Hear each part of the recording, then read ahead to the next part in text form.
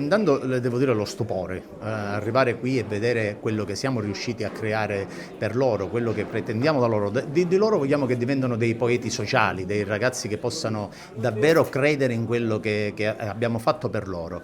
E la ricaduta, guardi, i dati occupazionali sono realmente importanti, abbiamo percentuali di occupazione legate quasi al 100%. La forza di questo ITS è il fatto di avere un partenariato forte con aziende pronte sin da subito a far fare esperienza di attività direttamente in azienda e poi andare verso le assunzioni. L'Accademia, ovviamente parlando di mobilità sostenibile, si occupa di tutto quello che è aerei, di tutto quello che è camion, di tutto quello che è logistica e di tutto quello che è navi. All'interno di questa struttura abbiamo voluto creare un'area della simulazione che diciamo dedicata alle navi, che è dedicata alla logistica, alla manutenzione del mezzo, poi abbiamo un'officina reale dove i ragazzi potranno fare manutenzione aeronautica, abbiamo il primo aereo scuola d'Italia che permette, è un aereo vero, un aereo che ha volato fino a poco tempo fa, che permetterà ai ragazzi di manutenzione aeronautica di capire e comprendere in maniera diretta cosa si fa negli hangar. Da questa parte abbiamo una parte che è legata all'hotellerie di bordo, abbiamo le cucine, abbiamo la sala, abbiamo il self-service,